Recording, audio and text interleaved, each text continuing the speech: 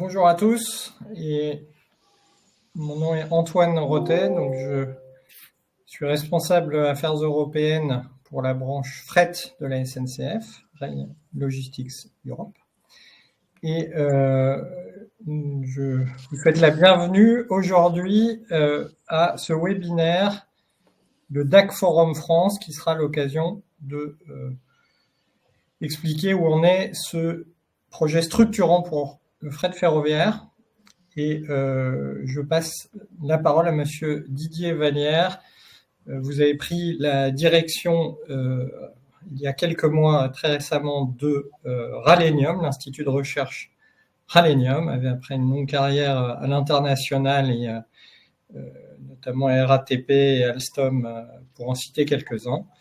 Donc je vous passe la parole pour ce mot de bienvenue, car c'est Ralenium qui organise ce DAC Forum France.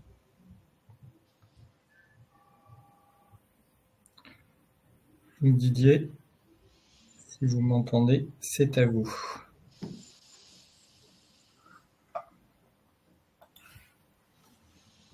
Ça y est, ça doit marcher maintenant. Vous me voyez, vous m'entendez? On vous voit, on vous entend, Didier. Ok.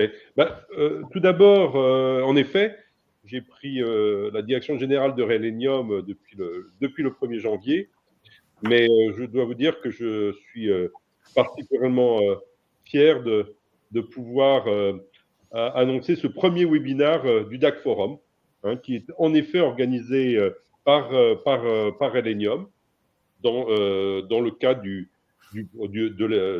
l'European Joint Undertaking dans la RGU. Voilà. Donc, je pense que tout le monde est tout à fait d'accord que c'est un événement excessivement important, c'est une étape clé pour discuter des perspectives du déploiement du digital automatic coupling, et donc de son impact majeur sur le fret ferroviaire européen, comme Antoine vient de nous le présenter. Le DAC, c'est un levier essentiel pour l'automatisation, l'interopérabilité, l'amélioration donc de l'efficacité du fret ferroviaire. C'est donc un enjeu tout à fait important, tout à fait stratégique, pour moderniser donc l'exploitation ferroviaire, pour le flux de transport, et donc naturellement accroître la compétitivité du rail, qui, nous savons, dans le cadre du fret, est un enjeu difficile. Le projet European DAC Delivery Programme, donc c'est un programme européen, et nous en sommes fiers d'y participer et d'organiser donc ce webinaire aujourd'hui. Je dirais que les objectifs du webinaire aujourd'hui sont plusieurs types, et je crois que nous sommes tous alignés là-dessus. Un, c'est de faire un point d'étape sur les avancées technologiques, et sur les premières expériences pionnières, je dirais.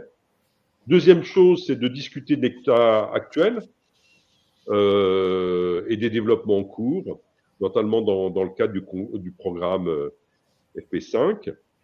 Bon, explorer un projet particulier, qui est le projet DACFIT, qui joue un rôle tout à fait essentiel pour l'optimisation des performances, l'intégration du DAC. Et puis enfin, et on sait bien que c'est le nerf de la guerre, c'est d'analyser, de regarder tout ce qui tourne autour des coûts et des bénéfices, qui sont, on le sait bien, absolument indispensables pour une adaptation large et efficace du DAC. Donc, nous sommes conscients que la réussite de d'une telle initiative repose sur tous, c'est-à-dire qu'il faut qu'il y ait une mobilisation absolument collective, des industriels, des opérateurs, des chercheurs, des institutions. Et je vous cache pas que, en tant que nouveau DG de Ralenium, je suis particulièrement fier que Ralenium puisse apporter une contribution active à la transformation du ferroviaire, de jouer un rôle majeur dans l'implémentation du DAC, qui, en France, en Europe, mais qui a en fait une influence, bien entendu, pour la filière ferroviaire, mais en fait pour tout le monde. Donc, je vous remercie pour votre présence. Je vous remercie pour votre engagement, et je crois que de faire que ce projet devienne une véritable réalité. Merci à tous, et je donne la parole à Henri Vichard, pour nous introduire les enjeux de cette transformation technologique. Henri. Bonjour à tous. Je comprends que vous m'entendez, donc je vais avancer. On vous entend, oui.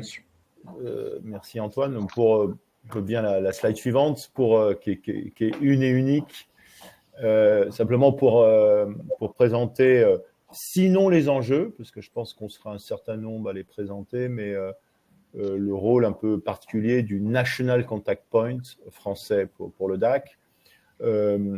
Donc, je travaille à la Direction générale des transports terrestres du ministère des Transports.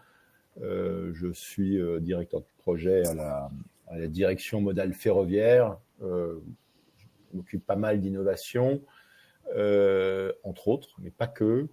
Également du suivi de la filière. Et il se trouve que je suis un des représentants français au groupe de contact des États membres au sein d'Europrail, et c'est, je crois, historiquement ce qui a motivé la proposition de DDP la proposition est arrivée chez nous. Le National Contact Point, c'est un peu le point de contact de DDP dans chacun des pays membres pour organiser la facilitation, piloter la facilitation pour le déploiement du programme. Alors, il y a du point de vue de l'État, en tout cas du ministère des Transports, mais l'État pour simplifier, il y a vraiment deux rôles essentiels, nous semble-t-il, dans ce rôle de National Contact Point. C'est d'une part participer à la facilitation, c'est-à-dire rassembler les parties en présence, discuter, faire émerger les consensus de place. Et je pense que ce rôle-là, on est tout à fait fiers et disposés à y participer. Naturellement, nous n'en avons pas le monopole. Lorsque l'État a mis au point sa stratégie nationale du développement du fret ferroviaire, par définition, l'État a été coordinateur, pilote et facilitateur. Je pense que pour le DAC, pour ce qui est du DAC, on partage ensemble ce rôle de facilitation. Alors, il y a un autre rôle qui est très, très important. En tout cas, c'est le rôle que je vois comme très important pour le National Contact Point. C'est le rôle de porter, d'être le point de contact au niveau de l'État, en externe État et en interne État, sur le déploiement du DAC en France. Et c'est un rôle qui est potentiellement important. Il est potentiellement important, ce rôle. Il est important, je ne vais pas revenir sur l'aspect facilitation, mais il est important à deux titres, a priori important à deux titres. Le rôle de financement le financement, la participation éventuelle de l'État au déploiement du DAC, donc un rôle d'intervention, de soutien à l'investissement, et puis un rôle réglementaire, puisque comme tous les projets d'Europrail, les projets innovants émettent ou produisent des inputs régulatory qui eux-mêmes donnent lieu à des modifications des STI, qui eux-mêmes sont transcrits en droit interne, qui eux-mêmes donnent lieu à des modalités d'interprétation et de mise en œuvre du cadre réglementaire au niveau de chaque État membre. Donc l'État a vraiment, là pour le coup, deux rôles clés sur lesquels il devra se mobiliser avec vous et sur lesquels il se mobilise déjà. C'est comment prendre acte des demandes de l'écosystème, des demandes éventuelles de l'écosystème sur un appui au financement du déploiement du DAC d'une part, et mettre en œuvre l'aspect régulatory au niveau français. Donc ça, c'est des aspects évidemment que peut-être certains d'entre vous confirmeront comme essentiels, et c'est des aspects très lourds pour l'État parce que comme j'ai commencé à le mesurer en suivant les travaux de l'EDDP au niveau européen, jouer, entre guillemets, avec la CBA du DAC, c'est comprendre des centaines de données. Et moi, personnellement, j'ai un parcours en maîtrise d'ouvrage et en suivi d'investissement, en commande publique, un peu moins en ferroviaire, et certainement, je n'ai jamais passé de temps au sein d'une entreprise financière, une entreprise ferroviaire, pardon, un rail undertaking. Et donc, on a à se mobiliser, on va se mobiliser, on se mobilise déjà pour être en mesure d'assumer les deux rôles que pré-indiqués. Donc, aujourd'hui, c'est l'occasion tous ensemble pour échanger, pour nous d'écouter. On peut, je pense que les participants français ici sont bien au courant que le secteur du fret, c'est un secteur essentiel pour la décarbonation du transport de marchandises pour l'État, qu'il a mis au point une stratégie ambitieuse qui est mise en œuvre avec tous les acteurs ici présents, qui est updatée de façon régulière. Comment et combien le DAC va prendre sa place dans cette stratégie, c'est à nous de l'écrire ensemble. Et donc, nous sommes là, je suis là pour être le relais des actions de l'État vis-à-vis de l'écosystème et à l'intérieur de l'État pour faire en sorte que ça arrive. Voilà, je vous remercie beaucoup et à nous ensemble pour les travaux à venir. Merci, Monsieur Vichard, et merci d'avoir été pile dans les temps. Et donc, pour, je dirais, comprendre ce qu'il y a derrière ce sigle mystérieux qui s'appelle EDDP, peut-être que effectivement derrière l'acronyme, il faut rendre les choses un peu plus compréhensibles. Derrière la bulle bruxelloise qui parfois a du mal à se faire expliquer à l'extérieur. Et Jens connaît bien le sujet et c'est ce que je veux dire. Et Jens Engelmann, tu es fondateur de Reliable, travaillé dans différentes fonctions, une expérience ferroviaire mais aussi automobile. Et tu es en ce titre ici au titre de programme manager, donc gestionnaire du programme DAC au niveau européen, et Daniela, responsable des partenariats internationaux à IRT Ralenium qu'on a déjà présenté. Je vous laisse la parole jusqu'à 13h50 pour nous expliquer le DDP. Merci beaucoup. Je pense, bonjour à toutes et à tous. Jens Engelmann, merci pour l'introduction à tous. Je pense que Dani, tu vas commencer, n'est-ce pas, avec ta partie. C'est ça. Je vais revenir après l'intervention de Dani. Merci Jens. Bonjour à tous et toutes. Je suis très ravie que nous sommes aujourd'hui ici tous les ensemble. Comme Antoine il disait, je suis responsable des affaires internationales au sein de Ralenium et je m'occupe pour le projet d'accord ici. D'accord, c'est un projet qui mobilise tous les parties prenantes qu'en face, on peut déployer à meilleure façon DAC et aussi de projeter un peu de besoins et de technologies qui étaient développées dans le DAC. Qu'est-ce que c'est Stakeholder Country Groups? Qu'est-ce qu'on fait en fait dans le projet? On essaie de faire en fait pour chaque pays ambassadeur à la but de trouver et d'identifier vraiment tous les parties prenantes et comment on peut déployer de DAC. Ici, aujourd'hui, nous sommes aujourd'hui en France, mais il y a aussi DAC pour l'Allemagne, Autriche, Suisse, Benelux, Centrale et deux autres. Qui sont les DAC en France aujourd'hui? Et vraiment, je n'ai pas le mot à remercier à tous les aides que j'avais. Merci Laura Grignelli de Waptec, Victorien Thénault de Knorr-Bremse, et un grand merci d'Henri Vichard qui est toujours là pour nous, pour appuyer tout ce qui est nécessaire et de donner l'information sur le DAC. Je vais revenir un peu, mais Henri il a déjà évoqué qu'est-ce que c'est le rôle de PCN DAC. Et en fait, nous sommes ici à faciliter de communication entre tous les parties prenantes de DAC. Aussi, qu'est-ce qu'on essaie à faire? De collecter le listing de parties prenantes concernées, à gestion d'infrastructures, entreprises ferroviaires, détenteurs de wagons, etc. Et en fait, en partie de nos objectifs dans le projet, c'est l'organisation de ce forum. Vous avez déjà vu qu'on a mis que ça, c'est le premier DAC Forum France. C'est le premier forum, ce n'est pas le premier webinaire de DAC ou la présentation de DAC, mais ici, aujourd'hui, on aimerait bien savoir qu'est-ce que vous pensez, qu'est-ce que c'est votre doute de DAC, comment on peut se mieux préparer et mieux organiser de faire le DAC vraiment un vrai enable the European freight railways aujourd'hui. Merci beaucoup, Jens. Floor is yours. On va continuer. Super, merci beaucoup. Alors c'est vrai, c'est ambassadrice, n'est-ce pas, Dani? Tu es l'ambassadrice en France avec Laura et Henri. Et merci beaucoup au ministère français, à Henri Vichard, et merci beaucoup à Relenium, qui est un partenaire très important en France pour nous, parce que il faut commencer, il faut établir un échange régulier avec le secteur dans tous les pays. C'est pourquoi on a fondé CEDAC Fora.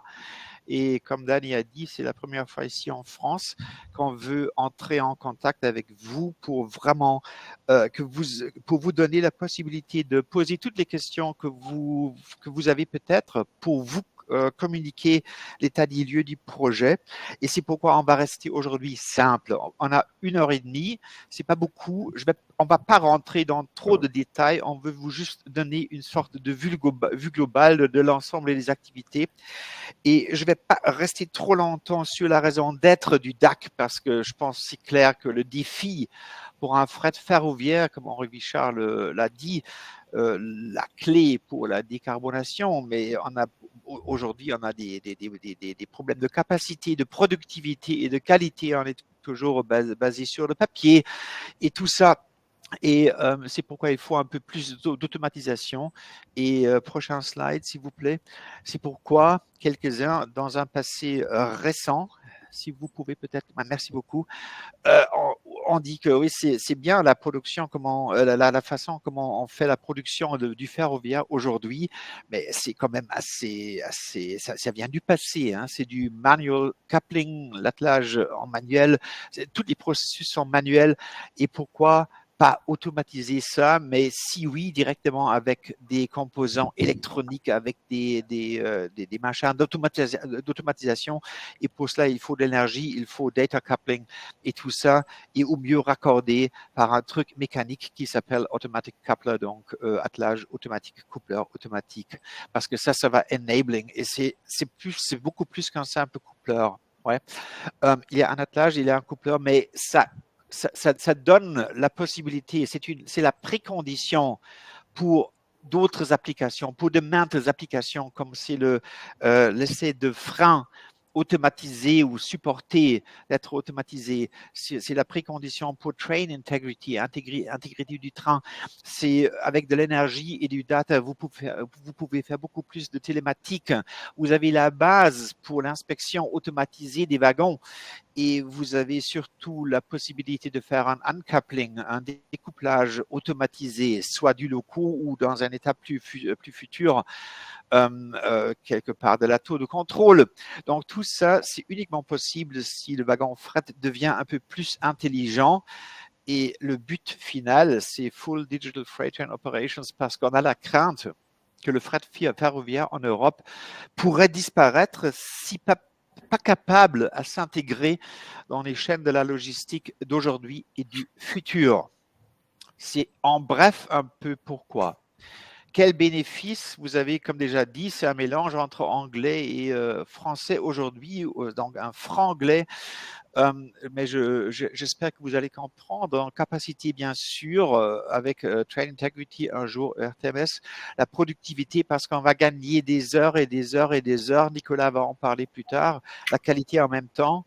Vous aurez une sécurité de travail accrue et une bonne participation à un Green Deal qui peut-être n'est plus si important qu'il y a 5 ans, mais je vous assure que le climat va être le climat et le changement de climat va rester le changement de climat. Donc, il faut bien y travailler et mettre quelque chose sur le rail et pas sur la route, et ça va aider aussi pour la décarbonation. Et si vous pensez que tout ce qu'on veut établir et rétrofiter dans les véhicules doit être produit quelque part, c'est aussi un booster of employment. Donc, ça va créer des emplois, ça va créer du business pour des industriels aussi français d'ailleurs. C'est pourquoi nous pensons que c'est en général une très bonne idée.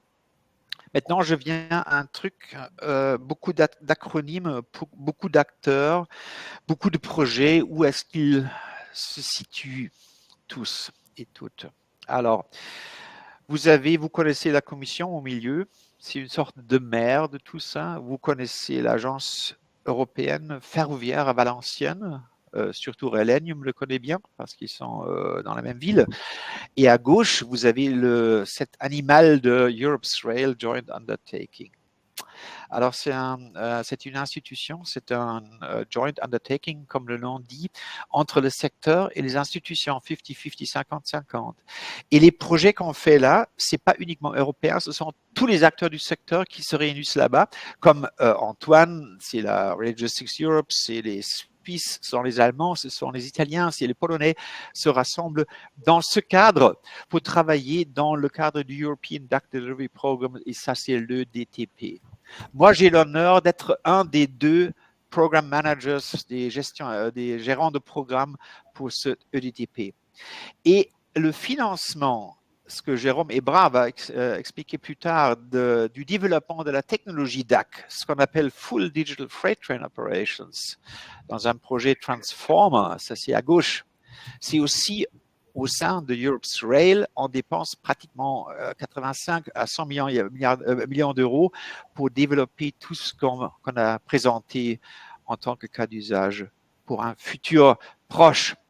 Et pour gérer, et ça c'est la prochaine page, vous voyez ici un peu le plan général. Le plan, et c'est compliqué peut-être, mais c'est nécessaire.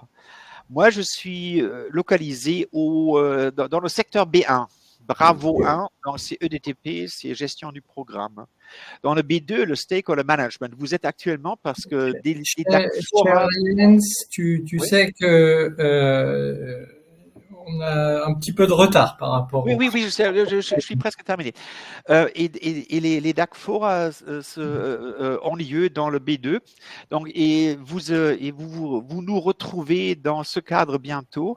Et vous voyez les A, C, D, etc. et d'autres projets comme le DAC Fit. Donc, on travaille sur l'analyse des véhicules, sur la capacité des ateliers et tout ça, pour un jour être capable de rétrofiter tout dans le monde entier en Europe, avec la collaboration de tous les acteurs que vous voyez là-dessus. Et pour les trains pionniers, ça c'est en bas et c'est la prochaine page, important parce qu'on a un plan général. Non, je vais sauter ça, peut-être la prochaine page après. Non, je vais directement annoncer au plan, là, le General Master Plan. Vous voyez qu'on a un plan général qui dit que dans la partie grise, on développe quelque chose en prépare. Dans la partie verte, à droite, on veut déployer quelque chose dans le DAC et sa technologie au plan européen avec quelques milliards d'euros, et au milieu, il faut quelque chose pour valider ce qu'on a développé. Et ça, c'est la technologie qui doit être implémentée dans les trains pionniers, comme on l'a appelé, qui sont censés de rouler, de circuler partout en Europe en 2027, en 2028, pour assurer une qualité suffisante pour un déploiement en général. Et pour cela, on va financer, on espère d'être capable de financer ces trains, peut-être une douzaine, vingtaine de trains à peu près, par un consortium, par un call de Bruxelles dans le cadre du CEF, Connecting Europe Facilities. La décision va être prise au milieu de cette année, plus ou moins, et on espère de pouvoir déclencher la prochaine phase vers la fin de cette année. Ça, c'est plus ou moins le plan général. Pour les détails techniques, etc., ce sont nos collègues qui vont intervenir aujourd'hui. C'est juste une très, très, très petite vue générale pour approfondissement, et je laisse la place aux autres participants et interlocuteurs. Et je saute aussi cette page-là. Si vous allez sur le site web de Europe's Rail, vous serez... vous allez recevoir les slides et vous pouvez vous connecter à nos travaux et relire tout ce qu'on fait, y inclut les prochaines dates pour les forats. Et ça, c'est le cadre dans lequel nous nous trouvons. Merci pour votre attention. Merci beaucoup, Jens. C'est important de voir effectivement quelles sont les étapes. Et tu parles de trains pionniers, et sur ces trains pionniers, il faut installer de la technologie, notamment l'attelage automatique et les composants dont tu as parlé. et le développement est en cours, et peut-être que Jérôme Hébrard, donc mon collègue ARLE et responsable projet innovation à la direction de la stratégie. Jérôme, je te passe la parole. Merci Antoine, bonjour à toutes et tous. Effectivement, je vais vous présenter, alors de manière rapide puisque Jens a déjà évoqué un certain nombre d'éléments, vous présenter où nous en sommes et dans quel cadre. Donc effectivement, le cadre, hein, vous l'avez compris, c'est EuropeSREL, cette initiative commune. Et dans EuropeSREL, vous avez ce qu'on appelle FP5 qui a trait à tous les projets relatifs au fret ferroviaire. Aujourd'hui, vous en avez 3 principaux. Un qui porte sur tout ce qui est la facilitation de la logistique frontalière, donc la facilitation des échanges internationaux pour le transport combiné et entre modes. Vous avez un deuxième grand pan qui concerne le développement d'actifs de fret ferroviaire innovants, hein, donc des wagons innovants ou des wagons permettant le transport, par exemple, de l'hydrogène.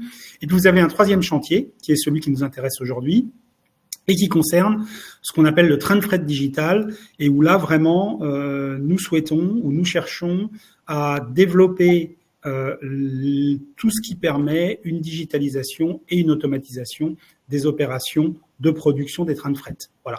Donc, le projet qui s'intéresse à ce thème de la digitalisation et de l'automatisation des opérations s'appelle Transformer. Voilà. Et c'est bien dans le cadre de ce projet qu'est développé le coupleur, hein, donc ce qu'on appelle le DAC, mais également l'ensemble des fonctionnalités qui permettent de faire évoluer et de moderniser, je dirais, les conditions d'exploitation du fret ferroviaire. Donc on l'a dit, un budget important, hein, près de 95 millions d'euros, des partenaires, plus de 70 partenaires industriels, opérateurs, wagonniers, dans un bon nombre de pays européens, un objectif de développement d'une technologie jusqu'au TRL8, hein, donc vraiment dans une phase de pré-industrialisation. Donc quels sont finalement les grands objectifs, hein. Donc les grands objectifs, c'est de mettre en œuvre les composantes du train de fret digital. Donc on l'a dit, il y a le coupleur qui d'une certaine manière est le moyen de mettre en œuvre ce train de fret digital. Ce coupleur, il permettra de faire passer, d'alimenter en énergie et de faire communiquer entre eux les mobiles d'un train, hein, donc les wagons et la locomotive, pour mettre en œuvre un certain nombre de fonctionnalités que je vous détaillerai un tout petit peu plus tard, et également pour, c'est important, faciliter les opérations de tri des wagons, hein. Vous savez qu'aujourd'hui, il y a quand même une partie du trafic de fret ferroviaire qui se réalise dans ce qu'on appelle le wagon isolé, hein, c'est-à-dire qui implique des opérations de tri des wagons dans des gares de triage pendant leur transport du point de départ au point d'arrivée. Et le DAC est un élément important de simplification et d'amélioration de ces opérations. Donc 3 grands pans: le développement, hein, le développement au sens de la rédaction d'un certain nombre de spécifications ou d'expressions de besoins et la réponse à ces spécifications et expressions de besoins par les industriels participant au projet. La deuxième étape logique, qui est celle des tests, hein. Donc toutes ces technologies doivent faire l'objet de tests, hein, tests de fonctionnement, de fiabilité, de solidité, et donc vous le verrez un peu plus tard, on a un principal point en Europe qui accueille ces différents tests et qui s'appelle le Trend Test Lab et qui est localisé en Allemagne. Et puis le troisième pan du projet concerne ce qu'on a appelé la démonstration. Et là, on passe d'une logique de test individuel à la mise en œuvre d'un certain nombre de trains de tests qui doivent circuler sur le réseau ferré national des pays concernés et qui doivent permettre, ces trains de mesurer finalement le bon fonctionnement de l'ensemble des systèmes mis en œuvre dans le cadre du train de fret digital. Alors, effectivement, vous le verrez souvent, cet acronyme, hein, FDFTO, donc Full Digital Freight Train Operation, c'est bien le train de fret digital dont on parle en version anglaise. Voilà. Alors, le projet a déjà atteint d'importants résultats en matière je dirais, de rédaction de procédures opérationnelles partagées, donc à l'échelle européenne. Donc ça fait partie des premiers travaux qui ont été engagés et avec des résultats dès mi-2023. Un autre point important ou une autre étape importante a été franchie début 2024 avec la définition de ce qu'on a appelé le DAC Basic Package et donc la décision d'avoir comme première étape de développement du train de fret digital ce Basic Package, et je vais vous présenter tout de suite les fonctionnalités que comprend ce Basic Package et donc qui est, je le répète, permis par le fait qu'on a une ligne d'énergie et une ligne de data qui circulent dans l'ensemble des convois ferroviaires de fret. Donc on a des fonctions qui permettent d'améliorer et de simplifier le contrôle du train, en particulier donc l'essai de frein automatique, mais également la possibilité de découpler automatiquement des wagons dans un train. Ce qu'on appelle le changement de mode opérationnel, c'est le fait qu'effectivement l'état du DAC va varier en fonction du statut du train, c'est-à-dire est-ce que le train est en circulation ou est-ce que le train est à l'arrêt dans une gare de triage ou sur un site de manœuvre. Donc ça, c'est ce qu'on appelle le mode opérationnel. Donc voilà les fonctions qui permettent de contrôler le train et de le contrôler depuis la cabine de conduite via une interface, soit sur une tablette, soit directement dans la locomotive. Donc, pour l'utilisateur, effectivement, l'utilisateur et le conducteur en premier lieu, ça lui permet de réaliser directement ses opérations et en particulier l'essai de frein. Et puis, troisième élément, ce sont des fonctions de surveillance du train. Donc, le système permettra demain d'avoir une détection et donc derrière une caractérisation automatique de la composition du train, avec les wagons, l'ordre dans lequel ils sont positionnés dans le train, de manière corrélée ou associée, une capacité à calculer la longueur du train. Également, quand le train circule, ce qu'on appelle la surveillance de l'intégrité du train, c'est-à-dire en cas de désaccouplement intempestif, ce qu'on ne souhaite bien évidemment pas, une alerte sera immédiatement donnée, puisque effectivement le système identifiera qu'un wagon n'est plus connecté au train. Et puis, il y a également la gestion de l'énergie, puisque toutes ces fonctionnalités nécessitent la consommation, en tout cas la disponibilité de l'énergie, et donc le système permet de vérifier que l'ensemble des véhicules d'un train dispose d'une énergie suffisante pour faire fonctionner le système. Voilà. Donc je reviens maintenant sur les différents grandes réalisations jusqu'à maintenant. Toujours début 2024, ce qu'on appelle le coupleur électrique et le coupleur pour le réseau de données a été validé. Le choix du modèle ou du prototype de coupleur électrique a été validé. Et c'était une étape importante, puisque on est bien dans un schéma où l'ensemble des fabricants devront mettre à disposition des systèmes qu'on appelle interopérables, c'est-à-dire qui sont capables de communiquer entre eux.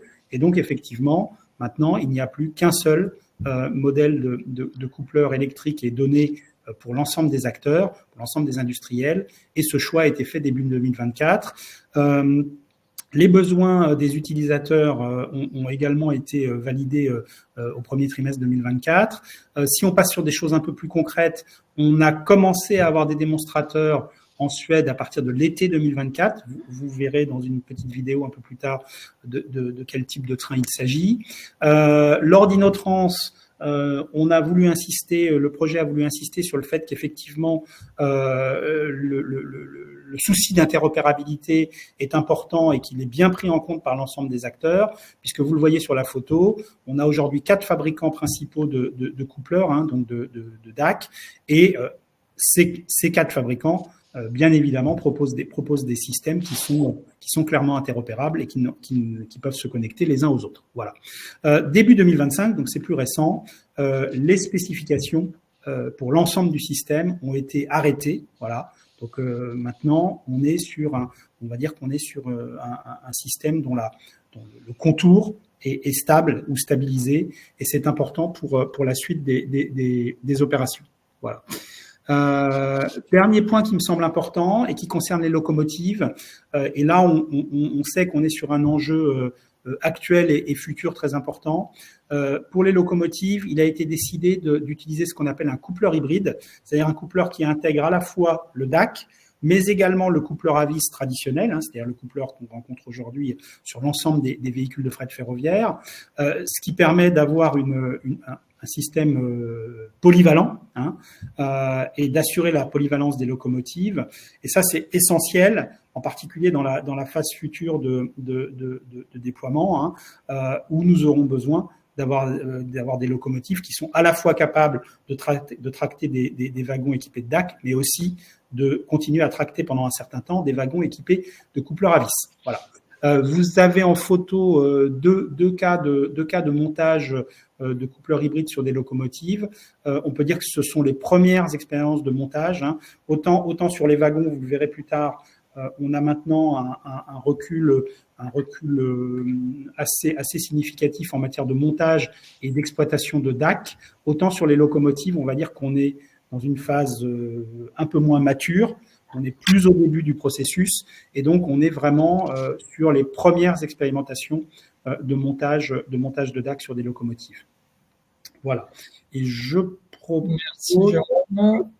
propose qu'on présente peut-être une petite vidéo qui illustrera de manière concrète ce que je viens de vous dire et de manière plus visuelle.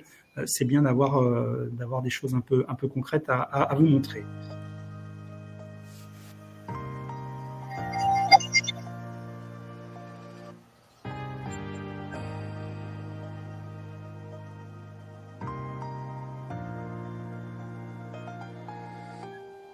Donc là, vous voyez l'ensemble des sites sur lesquels on a des tests ou des expérimentations aujourd'hui.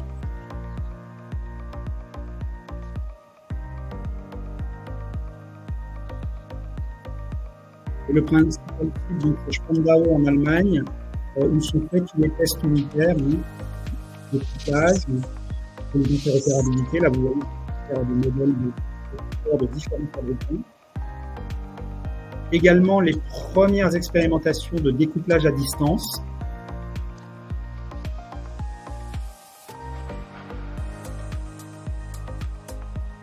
Ça, c'est un e-coupleur qui est digital. Voilà, d'autres essais pour vérifier la capacité du couplage à une certaine vitesse. Là, en l'occurrence, on a des tests jusqu'à 10 km/h, ce qui est une vitesse supérieure à ce qu'on constate en général sur les sites de tri. Là, également les premiers tests de système de tests de frein automatisés. Ensuite,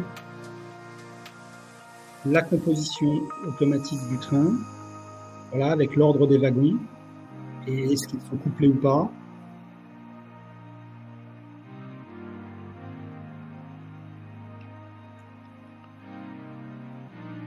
Ensuite, là, on passe sur les premiers démonstrateurs commerciaux, donc qui se déroulent en Suède. Donc, le premier concerne un train de transport combiné. Voilà. Alors, l'ensemble des wagons n'est pas équipé, seuls quelques wagons sont connectés. La locomotive ne l'est pas non plus.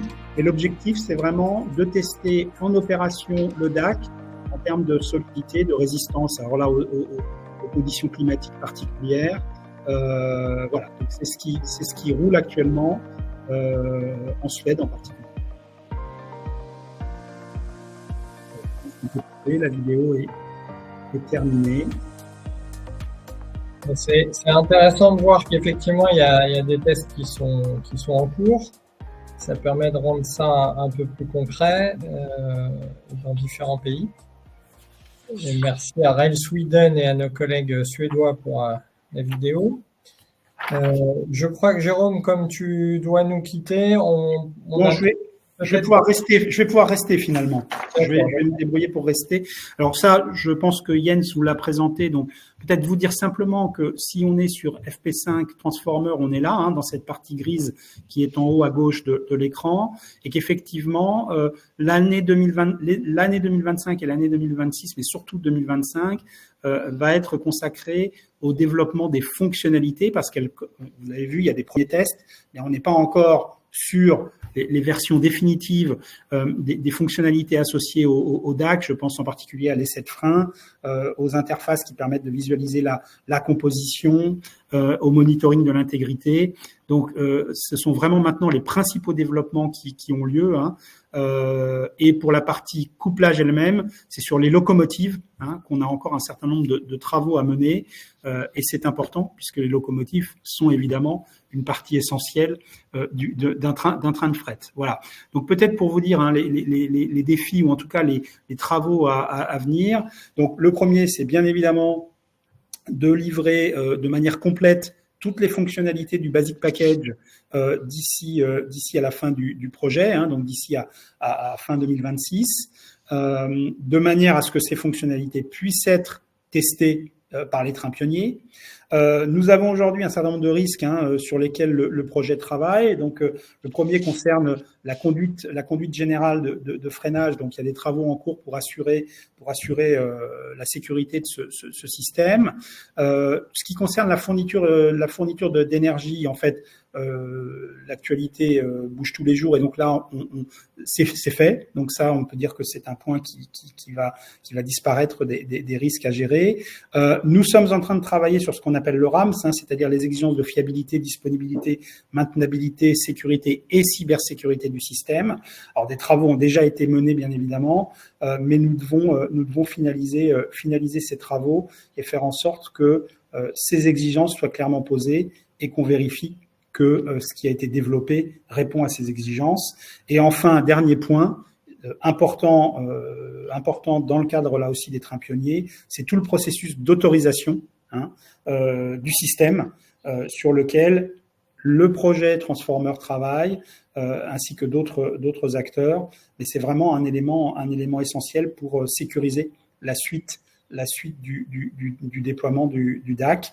Et enfin, dernier point que j'évoquais déjà, c'est le sujet de la compatibilité des locomotives avec le DAC, en particulier des locomotives existantes. Autant pour les wagons, il existe un texte UIC qui, depuis un certain temps, recommande aux fabricants de wagons de laisser un espace disponible pour installer un DAC. Autant ça n'existe pas, cette recommandation n'existe pas pour les locomotives. Et on voit qu'on va avoir effectivement des études d'ingénierie à mener, série de locomotives par série de locomotives, pour mesurer le degré de compatibilité et les travaux à réaliser pour installer le DAC sur les locomotives.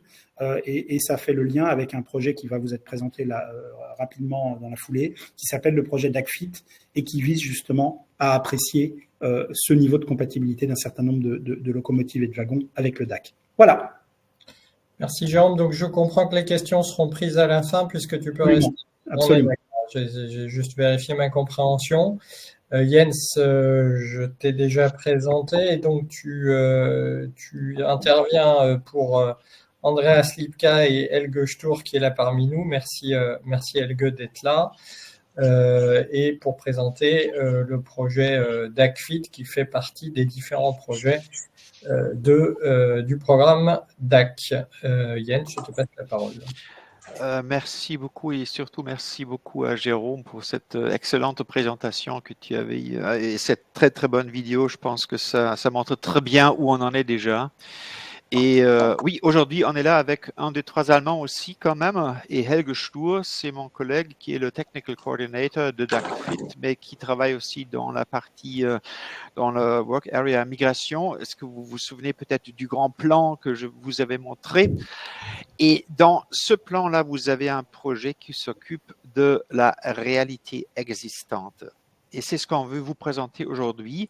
Jérôme a fait le lien et je pense qu'on peut se passer de ces slides. C'est nécessaire pour des raisons officielles, mais on peut directement passer à la prochaine slide. Parce que, imaginez-vous, vous avez une technologie qui est développée, ça marche tout à bien avec des nouveaux locaux, avec des nouveaux wagons et tout ça, c'est classe. Mais il faut migrer dans un champ de à peu près 400 000, 450 000 de wagons existantes, 10 000, 15 000 locomotives fret existantes et la question est comment faire. Alors, DACFIT, c'est l'objectif central et prépondérant du planning de la migration, c'est que on doit éviter que deux véhicules avec des coupleurs différents se rencontrent sur la même voie, parce que ça mène à un crash. Et en même temps, pendant la phase de migration, il faut assurer que les wagons et les locaux ne soient pas trop longtemps absents du client. Et tout cela, il faut avoir quelques préconditions avant d'y répondre à ces questions-là. Donc, des stratégies de migration, vous pouvez directement passer à la prochaine page, s'il vous plaît, parce qu'on a mis quelques cercles vertes autour de ces textes. Donc, prochaine page, s'il vous plaît. Merci. Le projet DACFIT supporte pour les stratégies de migration de quoi rétrofiter quand et où. Et pour les concepts de retrofitting et surtout sur l'analyse du parc véhicule, parc de wagons, parc de locaux en Europe existants. Et c'est là où on a besoin de votre aide sur tous ces sujets-là et besoin de contacts dans votre secteur en France. C'est pourquoi on est aussi là aujourd'hui. Pour assurer une coordination au niveau européen, parce qu'il faut une migration plus ou moins synchronisée et harmonisée et accordée, arrangée, parce que sinon, ça va peut-être mener à un chaos. Prochaine page, s'il vous plaît. Oui, c'est ça, les main goals de ces partenaires. Là, vous voyez, il y a des entités et des compagnies de l'Europe centrale, de l'Europe de l'Est, plusieurs des boîtes d'ingénierie et aussi DB Cargo. Et qu'est-ce qu'ils font? Technical Analysis of Freight Wagons, Locomotives et Special Purpose Vehicles. C'est exactement ce que je disais. Donc, dans quel état est-ce que les véhicules sont? Le European Workshops Infrastructure, combien d'ateliers est-ce qu'on a? Où est-ce qu'ils sont placés? Quelle capacité est-ce qu'ils ont? Et puis, mettre tout ça dans un planning de migration. Et prochaine page, s'il vous plaît. Oui, on peut avancer, merci, super. Donc, minimum 35 locaux, 50 types de wagons pour commencer, avec le workshop analysis, l'analyse de la capacité des ateliers pour tout mener, une sorte de combiner cela dans un retrofit capacity plan avec un décision de support, un système de décision de support de support à la décision pour un jour faire des bonnes décisions, quels wagons, quelles locomotives vont être rétrofités quand et où. Je me passe de tous les détails, ce qu'ils font là, mais Helge a un besoin. Il a un besoin d'être en contact avec vous. Une information pour vous, il y a un screencast online, il y a un lien où on explique les principes de la migration. Si vous voulez vous préparer, c'est en anglais, mais si vous cliquez là-dessus, vous allez mener à une vidéo, une très très bonne vidéo. Je peux recommander de regarder cela. Pour l'intermédiaire, nous sommes intéressés, et c'est pourquoi nous sommes là avec les forats, d'entrer en contact avec vous pour les wagons, pour les locomotives. Donc, nous serions super heureux si les détenteurs de wagons comme Hervema et d'autres, des privés, des détenteurs de locomotives, des gestionnaires dans des entreprises ferroviaires et des détenteurs pourraient s'adresser à Helge pour dire, moi je suis là et si vous voulez, je vous aide à établir le niveau, l'état technique de ma flotte. Ça serait super bien. Et ça, c'est notre demande d'entrer par ce forum dans un échange perpétuel avec vous, que vous pouvez participer à ces groupes de travail. C'est pas beaucoup de travail, mais il faut surtout avoir quelqu'un à qui nous pouvons nous adresser au cas de questions. Et on veut aussi annoncer qu'il y aura dans la suite de ces forats un deep dive workshop sur la migration, parce que là, nous avons besoin de être en contact avec vos responsables des opérations de vos entreprises. Parce que pour planifier, il faut comprendre. Et pour comprendre, il faut échanger. Donc déjà l'annonce que dans un futur proche, il y aura un workshop dédié à cela, aussi organisé par Helge et les collègues, et où ça va être annoncé par Dani, par Hélène et par Henri Bichard, mais ce serait super de vous retrouver là pour identifier la séparabilité des flux, le niveau de trafic mixte en France et tout ça. Donc, retenez s'il vous plaît le nom de Helge Stur, c'est votre point de contact pour toutes ces questions-là. Et ce serait pas mal, Dani et Henri, on va discuter dans la suite de ce forum, comment est-ce qu'on peut collecter les responsables dans vos entreprises en France pour établir un pool of experts en France. Je pense que c'est le plus important pour aujourd'hui. Merci beaucoup. Et des questions potentielles, ça va venir dans la partie questions and answers. Merci. Absolument. Merci Jens et merci Helge. Faudra peut-être cadrer un peu le type de demande et au besoin les conditions de confidentialité parce que bien sûr. On ne voit pas des infos techniques comme ça dans la nature. Donc pour la suite, on va parler de l'analyse coût-bénéfice qui va nous être présentée par Nicolas Goël, fondateur de Blue Archers, avec qui j'ai eu la chance déjà de travailler sur différents sujets, et Michel Van Balen qui est présent aussi et avec qui nous avons longuement travaillé sur les sujets coût-bénéfice, plutôt sur la partie évaluation des coûts en l'occurrence. Donc sans transition, Nicolas, je te passe la parole. Merci Antoine. Alors, ça passe vite. Donc, en introduction, donc les résultats qui vous êtes présentés aujourd'hui sont ceux extraits du rapport publié en décembre 2023, Digital Automatic Coupling Cost Benefit Analysis. Ce rapport est d'ailleurs disponible sur le site de Europe's Rail. Pour information, il y a une mise à jour qui est actuellement en cours. Elle intègre notamment des analyses complémentaires sur les ports maritimes, parce que c'était un point qui n'avait pas été approfondi lors de la première analyse, et sur le transport intermodal également, parce qu'il y avait des sujets de discussion avec les opérateurs intermodaux sur les hypothèses qui avaient été retenues jusqu'à présent dans les calculs. Et puis également, comme l'analyse coût-bénéfice finalement concatène, assemble les données issues des autres groupes de travail. Bon, il y a un certain moment, on avait dû prendre des hypothèses parce que les travaux des groupes de travail n'étaient pas terminés ou étaient en cours, et du coup il y a une nécessité cette année d'intégrer les dernières données des groupes de travail et ce qui a pu être produit entre 2023 et fin 2024. Et donc cette mise à jour devrait être publiée courant 2025. Sur la démarche, moi, ça c'est une méthode assez classique, hein. On se base sur les référentiels de l'Europe, hein, mais qui sont assez proches des référentiels français en analyse coût-bénéfice. Donc on est sur le guide de la Commission européenne de décembre 2014 et qui a été mis à jour notamment avec la Better Regulation Toolbox, qui donne une nouvelle valeur pour le taux d'actualisation socio-économique à utiliser, qui est de 3%. Pour rappel également, en termes de méthode, aux analyses coût-bénéfice, on compare deux scénarios. Le scénario de base, le scénario de référence, qui n'est pas un scénario on ne fait rien, mais le scénario le plus réaliste en investissement.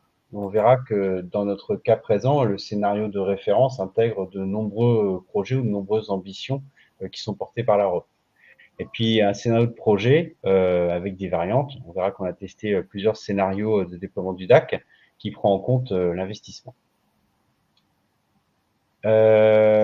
Sur le périmètre du projet, alors en termes de scénario, donc pour le scénario de référence, sont intégrés dans le scénario de référence les investissements et toutes les évolutions du cadre législatif envisagées dans la stratégie de mobilité durable et intelligente. Et ça veut dire quoi derrière? Ça veut dire que on a dans le scénario de référence un doublement du trafic ferroviaire qui est ciblé, qui est envisagé pour l'horizon 2050. Donc plus 50% d'ici 2030 et plus 100% d'ici 2050. Et puis au niveau des scénarios de projet, on a testé plusieurs. En fait, DAC, comme d'autres intervenants l'ont dit précédemment, DAC est un facilitateur, on fait ça comme ça, c'est enabler en anglais, donc c'est un facilitateur de déploiement de nouvelles fonctionnalités dans le fret ferroviaire.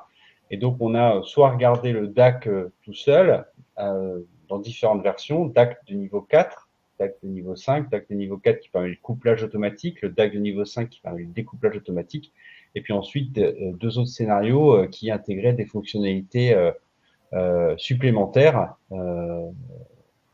développées grâce au DAC. Sur la période d'analyse, donc là, conformément au référentiel méthodologique cité juste avant, on est sur une période de 30 ans, commençant la première année de l'investissement. Donc la première année de l'investissement, c'était celle de l'étude de nos hypothèses retenues en 2023, donc 2028-2057. Bien entendu, c'est peut-être quelque chose qui devra être recalé dans la mise à jour de l'analyse coût-bénéfice. En termes de périmètre géographique, on considère l'Europe 27 États membres, plus la Suisse, la Norvège et le Royaume-Uni, et on n'intègre pas les pays avec un écartement de voix non UIC. Alors justement, les paquets technologiques, donc ça je l'ai déjà évoqué. En gros, on a 4 paquets technologiques qui ont été étudiés. Donc on a le premier paquet, c'est le DAC de niveau 4, donc qui permet le couplage automatique des trains. Le deuxième paquet, en gros, c'est on rajoute le découplage automatique, donc c'est le DAC de niveau 5 qui permet le découplage automatique des trains. Le paquet technologique de niveau 3, c'est lui qui permet de faire les tests de frein automatiques. Et ça, on verra que c'est quand même quelque chose qui fait gagner beaucoup de temps dans les opérations du fret ferroviaire, de pouvoir avoir cet essai de frein automatique, parce qu'aujourd'hui, c'est une opération qui prend entre une demi-heure et 1 heure pour chaque départ de train, d'après les informations que nous avons pu collecter lors de notre analyse.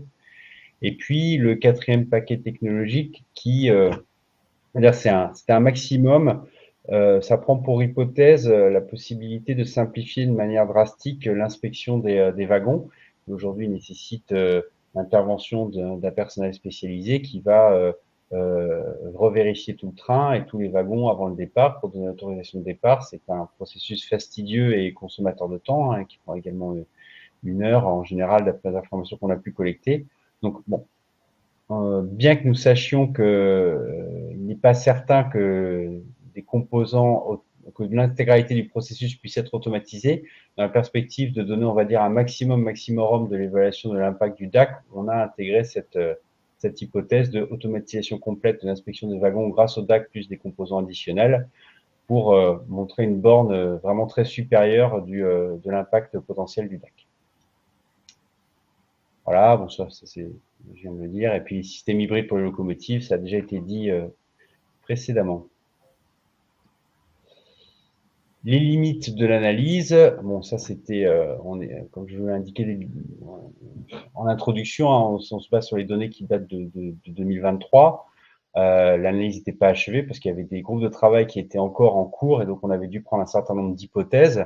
Aujourd'hui, on constate que ça y est, les groupes de travail ont pu produire leurs analyses et on va pouvoir mettre à jour l'analyse coût-bénéfice avec des données plus fiables sur un certain nombre de facteurs, en particulier des facteurs de coût, de coût d'entretien cible du DAC par exemple. On était sur le life cycle cost, on avait des estimations du coût d'investissement, mais des hypothèses qu'on peut considérer comme étant un peu fragiles sur tout ce qui était coût d'entretien. Sur les informations, on a fait avec les informations disponibles. On a également pu compléter avec un gros travail de recherche bibliographique, mais c'est vrai que là, les statistiques disponibles au niveau européen sont parfois insuffisantes pour mener l'analyse avec la granularité ou la finesse qu'on souhaiterait. Je pense en particulier à toutes les données de trafic, quoi. Si vous cherchez des données de trafic en tonnes kilomètres ou en train kilomètres en Europe, ça va. Par contre, à partir du moment où vous voulez avoir une segmentation entre single wagon load, train complet, wagon isolé et transport combiné, là c'est plus compliqué d'aller chercher l'information. Les données sur le wagon isolé, elles sont assez anciennes. Il a fallu les reconstituer à partir de données nationales. Et puis également, une des difficultés, c'était le nombre de voyages. Si on a les trains kilomètres ou les tonnes kilomètres, par contre, le nombre de voyages, c'est quelque chose de compliqué à identifier. Notamment parce que, par exemple, quand on va passer la frontière, même si c'est le même voyage, il peut y avoir un changement de numéro de train. Et donc, voilà, ça fait des biais statistiques dans les données existantes. Comme je l'indiquais, toutes les prévisions sont basées sur l'objectif politique de doublement du transport ferroviaire de marchandises d'ici 2050. Et donc, du coup, ça a un impact, bien entendu, sur les résultats, parce que l'assiette de transport ferroviaire considérée pour calculer les coûts et les bénéfices est impactée par cet objectif de doublement du trafic ferroviaire. Et donc, voilà, c'est l'analyse telle qu'on vous la montre, ça permet de donner des ordres de grandeur, bien entendu, c'est une direction ou une idée du résultat attendu, mais il ne faut pas la prendre à la virgule près, on va dire ça. Voilà. Alors, les résultats, j'ai mis des résultats macro, je raconterai un peu plus de choses sur les résultats, sur les bénéfices. Donc, les résultats d'un point de vue macro, on a des TRI projets excellents qui ressortent de l'analyse. On est entre 10% pour les 2 premiers paquets technologiques et 15 voire 19% pour le 4e paquet technologique. Alors, pour rappel, le premier paquet technologique, c'est le DAC de niveau 4. Sur le DAC de niveau 5, on constate qu'on a un TRI projet qui reste à peu près similaire, en fait. Pourquoi? Parce que dans l'analyse et avec la méthode de calcul qu'on a retenue, les surcoûts liés au passage au DAC niveau 5 compense les bénéfices supplémentaires attendus de passer au DAC niveau 5. Ça donne des résultats à peu près similaires. Le paquet numéro 3, c'est, comme je l'ai indiqué tout à l'heure, c'est lié à l'essai de frein automatique essentiellement. Et l'essai de frein automatique, c'est vrai quand on gagne une demi-heure, 1 heure sur chaque départ de train, ça a un impact très conséquent sur l'analyse coût-bénéfice. Puis le Tech Package 4, donc vous indiquez qu'il apprend avec des pincettes parce qu'il est vraiment maximaliste. Sur les ratios bénéfices-coûts sur 30 ans, on est autour de 2 pour les 2 premiers paquets technologiques et puis on arrive à dépasser, on est autour de 2,5 sur les 2 autres paquets, donc des ratios bénéfices-coûts très intéressants sur 30 ans. Mais par contre, c'est vrai qu'on regarde les ratios bénéfices-coûts sur 10 ans, qui est plutôt l'horizon de temps regardé par les opérateurs ferroviaires, on est sur un ratio bénéfice-coût qui est inférieur à 1. C'est un point important. Et puis d'autre part, dans ce ratio bénéfice-coût, il y a des bénéfices qui sont des bénéfices socio-économiques et qui ne sont pas des bénéfices purement financiers ou monétaires. Et donc, tout ça pour dire que derrière, l'analyse coût-bénéfice, en gros, elle montre que le projet a un intérêt majeur pour la société et que par contre, d'un point de vue financier, il y a une difficulté. Parce qu'en fait, il ne peut pas être il peut difficilement être payé par le secteur tout seul. Sur la partie distribution des bénéfices, alors sur les bénéfices, qu'est-ce qu'on a fait pour estimer les bénéfices? Les bénéfices proviennent essentiellement de 3 à 4 éléments. Le premier élément, on a regardé avec le DDP, avec tous les partenaires, le processus complet d'un train depuis son arrivée sur un site jusqu'à son départ pour les différents modes de production. Transport combiné, wagon isolé, train complet. On arrive, on détache la locomotive et puis après on a une locomotive, shunting locomotive, je ne connais même pas le mot en français, je suis désolé. Antoine, si tu le connais. Une locomotive de manœuvre, pardon. Locomotive de manœuvre, voilà, qui vient récupérer le train. Et puis après, on a les découplages des wagons pour réassembler un nouveau train. Puis après, il y a toute la partie préparation du train. Et puis après, il y a le départ du train. Et donc, sur tout ce processus, on a détaillé le processus complet, ligne à ligne, étape par étape. Et ensuite, on a regardé, en fonction du paquet technologique, quel serait l'impact du DAC et des composants associés sur le temps de chacune de ces étapes. Ça nous a permis d'estimer un gain de temps pour chacun des paquets technologiques envisagés.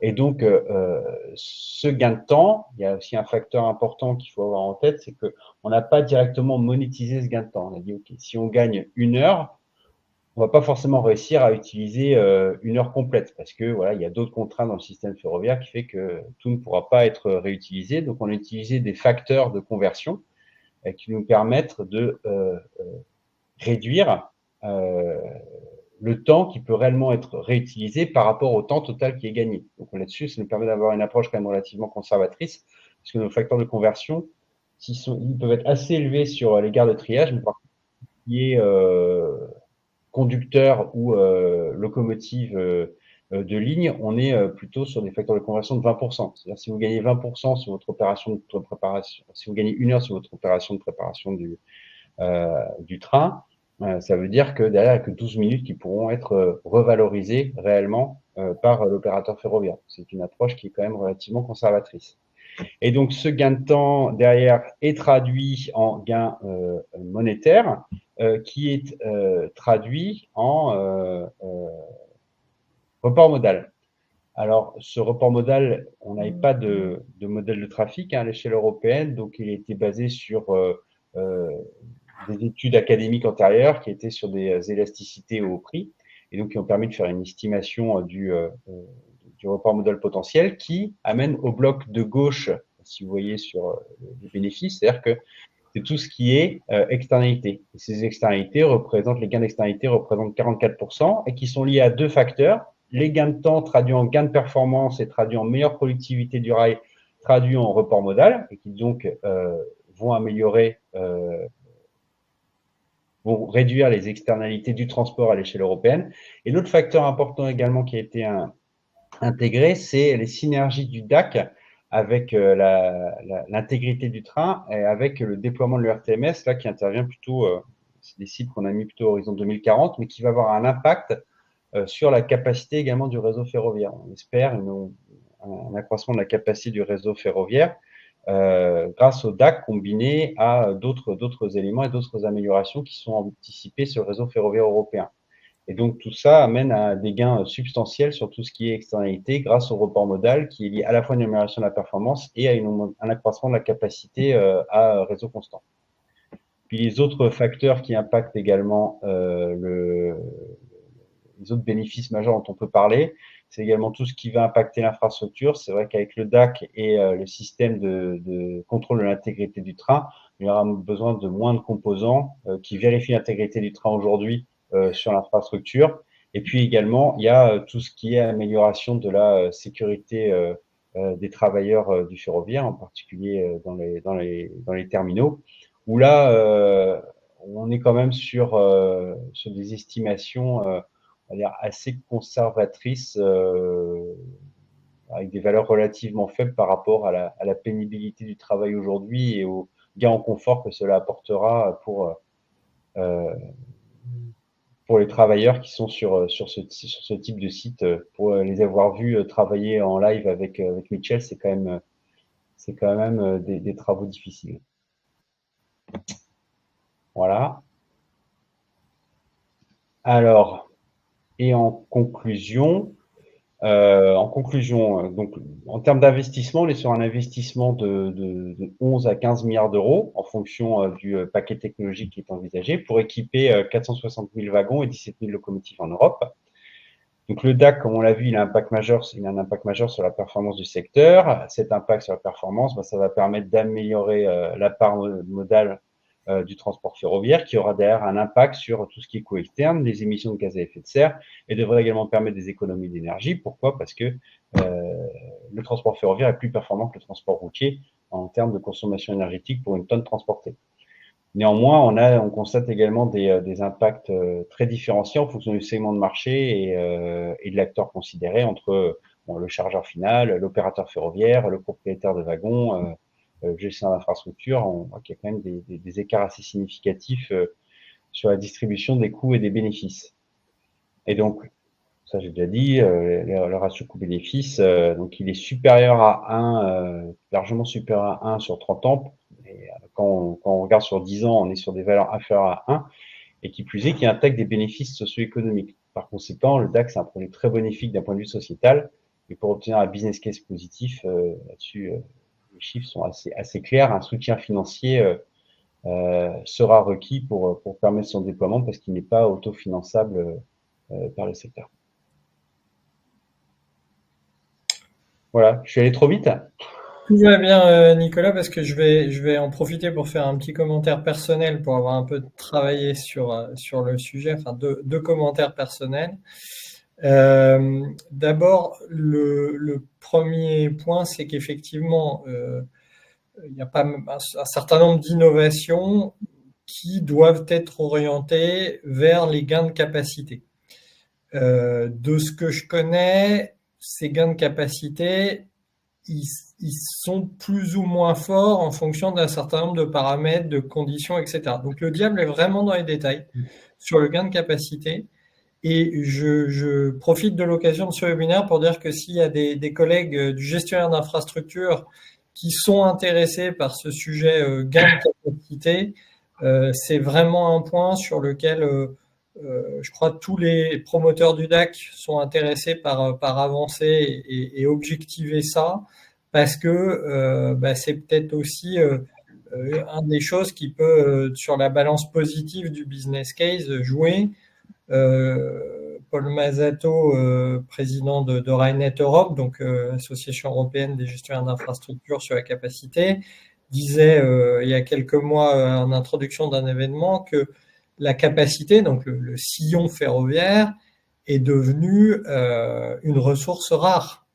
Et ça va continuer parce que l'idée, c'est pas forcément de construire beaucoup plus d'infrastructures ferroviaires pour un certain nombre de raisons de coûts, mais aussi d'acceptabilité sociale. Donc ça veut dire qu'on n'a pas le choix. Il faut optimiser l'utilisation de la capacité et permettre aussi qu'il n'y ait pas que des trains de voyageurs, mais il y a aussi des trains longue distance qui passent.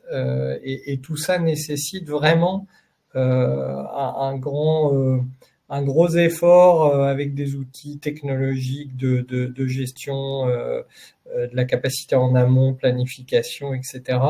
Donc on est sur une tendance stratégique majeure sur la capacité. Le réseau allemand est très très saturé. Le réseau français, ça commence aussi sur les nœuds lyonnais ou parisiens, par exemple. Voilà. Et le deuxième remarque, c'est que sur tout ce qui est ce qu'on appelle la visite technique, donc l'inspection du train avant départ, c'est pour des raisons de sécurité et de responsabilité. Mais là, si on arrive à obtenir une certaine automatisation, ça peut aussi permettre d'avoir des effets de taquet qui sont très intéressants sur les bénéfices. Là, le sujet, il est vraiment à la fois sécurité et puis technologie. On a beaucoup de wagons très différents. Repérer un dommage avec une caméra, c'est pas forcément l'outil le plus adapté. Après, on va quand même vers un mouvement où on équipe de plus en plus les wagons de capteurs. Donc, on peut imaginer que c'est des choses qui progressent aussi. Et il faut avoir une vision vraiment globale de ces sujets en n'oubliant pas de les prendre en compte dans le DAC, parce que c'est peut-être ça qui va faire que le business case va être considéré comme vraiment valant la peine. Voilà, petite, comme il restait 3-4 minutes que tu m'as gentiment laissé, Nicolas, j'en ai profité pour rajouter ma patte, voilà, pour avoir aussi un peu travaillé sur le sujet. Je crois qu'on arrive effectivement à la session des questions-réponses. Donc on va prendre les questions dans le chat. Alors, pour commencer sur les questions, je vais commencer par vous dire qu'il y aura bien entendu un replay. La question a été posée plusieurs fois et on vous transmettra les coordonnées de Daniela et de Jens, parce que certains souhaitaient avoir les coordonnées des speakers et ils dispatcheront les questions directement, les coordonnées directement aux gens qui souhaitent les avoir. Voilà, première question. Bus énergie 400 volts, prise en charge de voitures voyageurs ou d'une voiture technique dans une rame fret. Est-ce qu'il y a une compatibilité à venir avec le DAC fret voyageur? Alors, Jérôme. Ouais, peut-être Jérôme pour démarrer. Yann, si tu veux compléter en une minute ou une minute 30. Oh, ça va être assez rapide. Hein. Autant il y a bien une compatibilité sur la partie physique du coupleur, hein, c'est-à-dire la tête d'attelage, autant sur la partie coupleur énergie data, on n'est pas sur les mêmes modèles, les mêmes systèmes de couplage. Hein. Donc ça, c'est un premier élément de réponse. Deuxième élément de réponse, on a bien intégré effectivement, mais je dirais que ça n'a pas forcément été travaillé jusqu'à maintenant, mais c'est identifié le fait qu'on pourrait avoir demain à adapter un certain nombre de voitures voyageurs. Je pense en particulier aux voitures voyageurs qui accompagnent des trains militaires. Et malheureusement, en ce moment, l'actualité est beaucoup autour des trains militaires, pour des raisons que je n'ai pas besoin de préciser. Et donc, effectivement, pour ces voitures voyageurs, hein, dans lesquelles grimpent donc des soldats qui accompagnent des trains de matériel, il faudra être en mesure d'avoir un coupleur DAC et d'assurer la continuité de la ligne d'énergie et de données. Voilà. Mais je dirais que de manière simple, effectivement, la compatibilité, elle est physique, elle n'est pas sur le reste des composants à ce jour. Jens? Pas vraiment quelque chose à rajouter, juste peut-être pour complémenter que dans un train voyageur, le débit de données transmis est beaucoup plus haut parce que au maximum, vous voulez peut-être regarder des vidéos Netflix là, et nous sommes à une technologie de base avec un débit de données très faible. Nous sommes simples parce qu'il ne faut pas trop compliquer les choses, et c'est pourquoi nous ne serions pas dans la capacité d'être compatible avec ces trucs plus ou moins compliqués, partie voyageur, et ça évite d'hériter aussi les complications du voyageur chez nous, je dirais, n'est-ce pas? Oui, après, je suppose qu'il y a aussi une possibilité, même si je dirais ça passe pas forcément par de l'attelage, il y a toujours une possibilité de rajouter une connexion supplémentaire ad hoc, en fonction des besoins. Donc ça effectivement, c'est important d'avoir en tête ces cas d'usage un peu spécifiques, et voir quelle est la meilleure manière de faire, parce qu'effectivement à un moment ça vaut peut-être pas le coup de changer tout le système si c'est des cas qui peuvent être traités autrement. Mais c'est important de l'avoir en tête aussi, qu'il y a des cas spécifiques importants, comme tu as dit Jérôme, sur la mobilité militaire par exemple, et qu'ils soient bien traités aussi, et que le projet en soit bien conscient. C'est à ça que sert ce genre de webinaire, c'est à poser ces questions. On peut prendre la question suivante, je propose. Donc la question suivante, alors il y a des questions qui ont été répondues dans le chat. Je ne sais pas si elles peuvent intéresser un plus grand nombre. Il y a une question. Est-ce possible au niveau exploitation d'éviter que des wagons équipés d'attelages différents soient sur la même voie? Est-ce une mesure conservatoire vis-à-vis des risques d'accident? Il parle de sécurité passive. Ouais. Oui, alors là, Jens, peut-être. Ouais, c'est ça. Parce que Helge, il est astucieux là. Il a mis ça en DeepL et tapé ça en allemand et il a fait retraduire en français. Ça, c'est sa réponse. Et c'est pourquoi d'une part, un fonctionnement efficace garanti. Oui, il faut regarder la vidéo qui est dans le lien. Je pense que ça va répondre à beaucoup de questions là. Et donc, il faut éviter qu'au niveau régulier, ça se passe. Et comme Helge dit, sécurité en cas d'erreur, oui, encore à voir. Je pense que ça va se préciser. Mais pour le principe, pour éviter cela ou pour comment on arrange, c'est recommandé de regarder la vidéo qui est sur le lien. Jens, peut-être que je peux ajouter un mot en tenant compte de ce qui a été vécu il y a quelque temps dans le domaine du ferroviaire avec l'introduction des semelles composites pour le freinage des wagons. Et il se trouve que du coup, nous avons réussi à faire apparaître dans les caractéristiques des wagons le fait qu'ils soient équipés ou pas de semelles composites. Donc, je pense qu'on pourra, et le besoin s'en fera sentir, parce qu'il y aura une phase de transition, on pourra tout à fait faire indiquer ou faire apparaître dans la fiche d'identité du wagon le fait qu'il est équipé de DAC ou pas. Et donc, tenir compte de ça dans les conditions d'exploitation, et en particulier les conditions d'exploitation en tri, puisque c'est surtout dans ces cas-là qu'on risque d'avoir effectivement potentiellement la rencontre entre un wagon équipé de DAC et un wagon non équipé. Et donc, je pense qu'il faut qu'on regarde de ce côté-là, puisque on a réussi à gérer ce sujet des semelles composites de cette manière-là, et ça devenait nécessaire, puisque certains pays comme la Suisse ou l'Allemagne, à un moment donné, ont dit « nous ne prendrons pas les trains qui contiennent des wagons non équipés de semelles composites ». Donc, c'était un critère vraiment discriminant, je dirais. Voilà. Oui, en tout cas, c'est vrai que c'est des questions qui concernent ce qu'on appelle la phase de migration, qui peut être très courte ou un peu plus longue. Ça fait partie des sujets qui sont sur la table. Certains parlent de Big Bang, d'autres disent que c'est très ambitieux.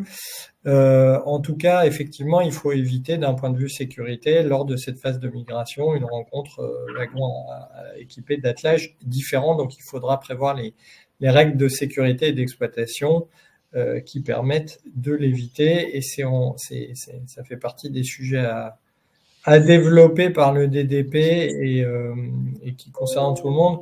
Si, par exemple, on imagine un déploiement différent du wagon isolé et par exemple, du transport intermodal, où on estime que les bénéfices sont les plus importants sur le wagon isolé, donc on démarre là, eh bien, effectivement, ça veut dire qu'il n'y aura pas de tri commun entre ces deux types de flux qu'il faudra séparer.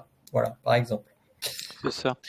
Et c'est pourquoi vous avez aussi vu le lien avec Jérôme dans notre grand plan d'activité, la partie adaptation des logiciels, parce que c'est là où on fait ces checkboxes, DAC ou pas DAC, pour les wagons.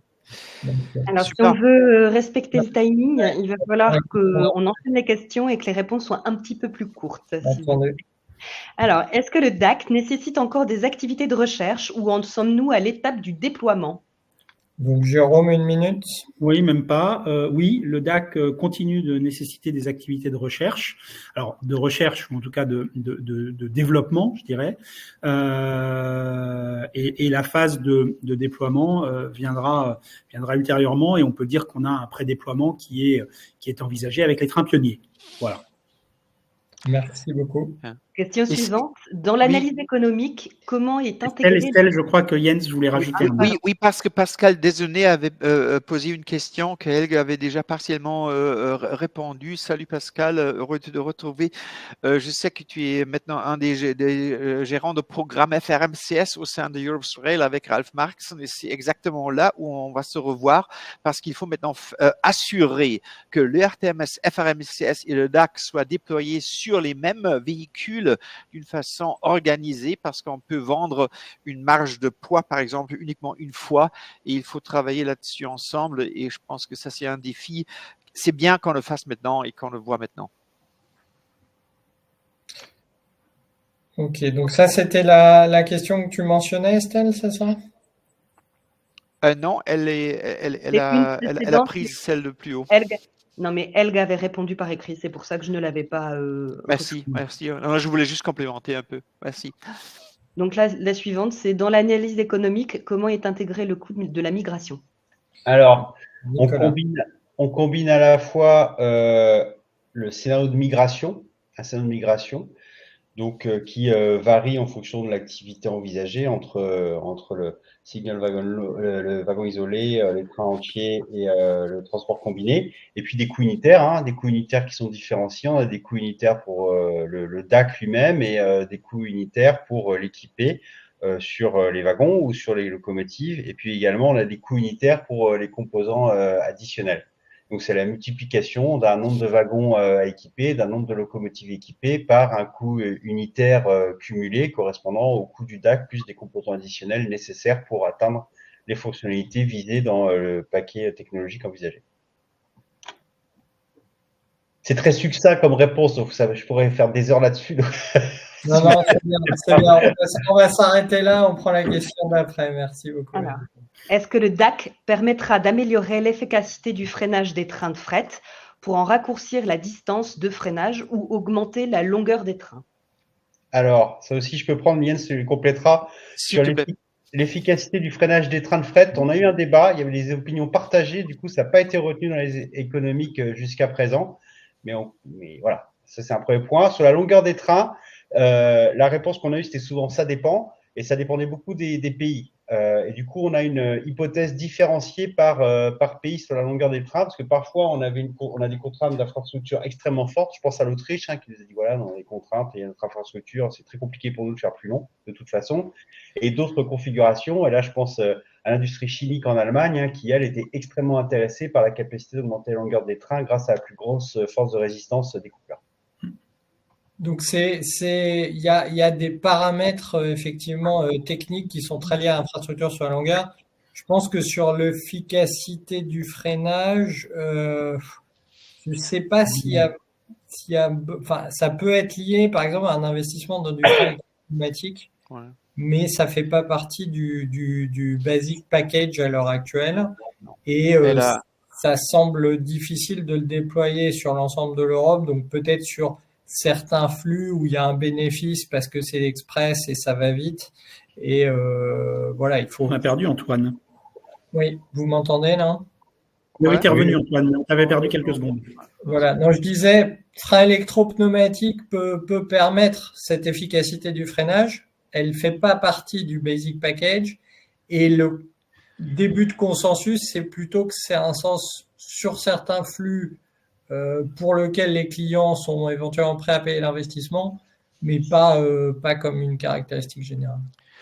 Et pour complémenter, c'est comme Nicolas le disait, 50% sont pour et les autres 50% ne savent pas exactement. Et la solution sage dans le FP5, dans Transformer, c'est on a assuré une modularité, une upgradability pour le frein EP pour plus tard. Donc, ce n'est pas bloqué ce développement. Il faut juste un peu plus rechercher si ça vaut la peine ou pas. Mais la technologie permet de le rajouter plus tard. Oui, ça c'est bien. C'est dans le design, c'est prévu d'être compatible. C'est ça. Question suivante, Estelle. Je pense qu'on va avoir des difficultés à prendre toutes les questions. On va probablement devoir y répondre par mail parce que là, il reste 3 minutes. Donc, il y avait une question sur les appels aux experts français. Il y a Elg qui vient de faire une réponse par écrit. Donc, je passe à la suivante. Comment justifiez-vous la décarbonation avec un système qui compte plus de composants, des éléments électriques, voire électroniques, et qui consomme de l'énergie? C'est par rapport au réseau routier. Oui, je vais répondre par écrit également. Oui, c'est exactement ça. C'est par rapport à la route. C'est en comparaison par rapport à la route. La suivante. Existera-t-il des terminaux de test des fonctionnalités DAC pour vérifier la concordance entre état système et état réel, fiabilité du système, acceptation d'un wagon à la frontière? Jens, peut-être?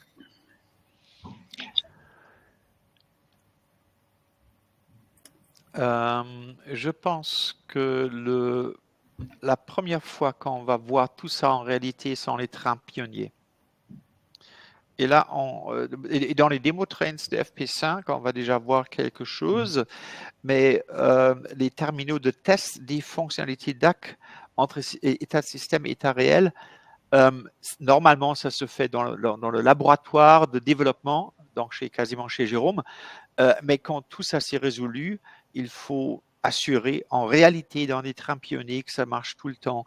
Est-ce que j'ai bien capté la question ou est-ce que c'était la mauvaise réponse? Terminal de test, c'est la notion de qu'est-ce que c'est qu'un terminal de test, mais en tout cas, ce qu'on peut dire, c'est qu'effectivement, il y a ces trains pionniers qui ont pour but de tester sur trafic commerciaux. Et il y a certains trains pionniers qui traversent les frontières, donc ils sont entre deux pays. Ça, on peut préciser parce qu'on parlait d'acceptation d'un wagon à la frontière dans la question. Ouais. Il faut de toute façon assurer qu'un système européen développé par l'Europe peut circuler partout. Et pour cela, on a aussi l'aspect transfrontalier dans les trains pionniers. Et s'il y a des problèmes, on verra. Pour l'instant, franchement, je ne vois pas trop. On verra. Et puis peut-être un dernier point à ajouter, c'est qu'on veille aussi à ce que dans le processus d'autorisation, on ait une approche européenne, une approche globale. Et donc effectivement, qu'on ne raisonne pas pays par pays, mais que tout ce qui peut être fait de manière globale et collective, en tout cas au niveau du projet et des acteurs du projet, le soit, hein, de manière à éviter de traiter parallèlement dans chaque pays les mêmes questions. Et la dernière question concerne les trains pionniers en France, justement. Sur quel trafic, à quelle échéance, combien de locomotives et combien de wagons équipés? Ça, c'est pour Jérôme. Ah oui, ça c'est pour nous. Bon. Allez, donc un trafic pionnier en France, en tout cas dans la réponse au call CEF, hein, que nous avons fait avec Jens et un certain nombre d'autres partenaires européens là en début d'année. Donc un trafic, je ne peux pas préciser quel est ce trafic à ce jour, simplement vous dire qu'il comprend 2 locomotives et une quarantaine de wagons, voilà, et que ce projet est un projet commun ARLE et Hermeva, donc le principal wagonnier français, voilà. Donc nous sommes conjointement présents sur ce projet de train pionnier national. Et là, on verra beaucoup mieux. Est-ce que vous permettez aussi, Estelle, si je reviens une seconde à la question de Laurent Charlier, quelle autre contribution je pense que Helga a répondu d'une partie, mais Antoine, tu l'avais déjà dit, il faut un peu cibler, il faut un peu cadrer ce qu'on veut savoir exactement. Donc, on va mettre ensemble un catalogue de questions qu'on va distribuer par Relenium, par l'ambassadeur, par vous, à tout le secteur français et à discuter avec vous comment collectionner les questions.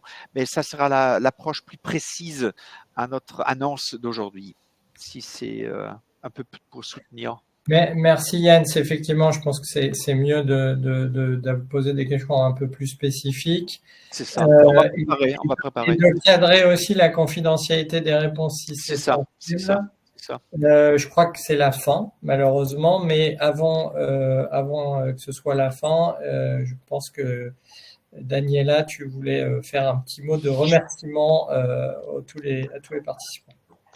Merci beaucoup, je suis très ravie et en fait Relenium est très ravi comme un outil de filière ferroviaire en France qu'aujourd'hui nous avions tous les vraiment stakeholders de ERA, de infrastructure manager, de RLE. Je ne veux pas citer tout le monde pour pas rater quelqu'un, mais vraiment merci beaucoup pour votre participation, votre contribution et on va essayer de faire la DAC en réalité en France qu'en Europe. Et merci une fois encore. Et merci Daniela, juste pour dire que voilà, vous nous tiendrez informés des futures étapes webinaires, ateliers ou autres en fonction notamment du débriefing de ce webinaire. Je m'arrête là et je vous souhaite à tous une excellente journée. Je ne peux dire que merci la France. Merci à tous. Merci à tous. Merci, à très bientôt. Super. Bonne journée.